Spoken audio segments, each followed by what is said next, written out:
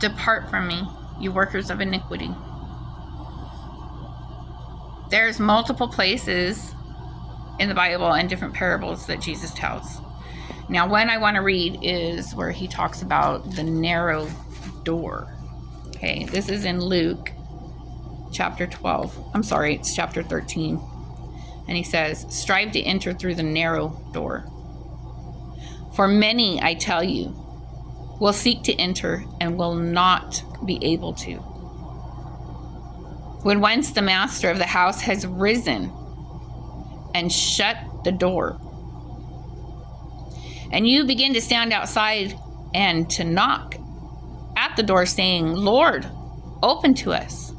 Then he will answer you, I do not know where you come from.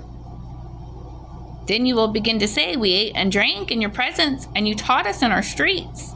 But he will say, I tell you, I do not know where you come from. Depart from me, all you workers of evil. In that place there will be weeping and gnashing of teeth.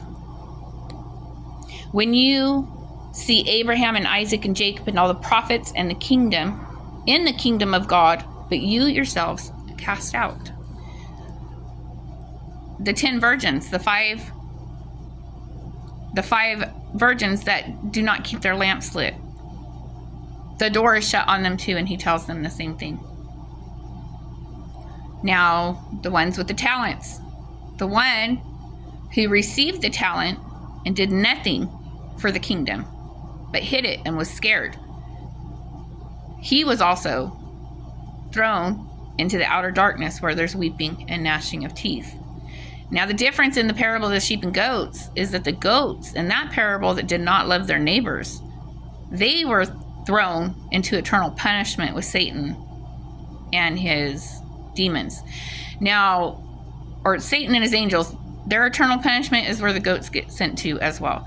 Now, in the lukewarm church, the lukewarm Christians are also thrown into the fire with where Satan and his angels' eternal punishment is. So, I mean, to me, that's a difference. The outer darkness and then Satan and the angels' eternal punishment are two different places. So you can see in these parables the truth of how serious following the commandments are. To love your neighbor, to be obedient, to walk with God in faith, to put God number one in everything. That's the first greatest commandment, is to love the Lord your God with all your heart. Work your salvation out with fear and trembling. The fear of the Lord is the beginning of wisdom.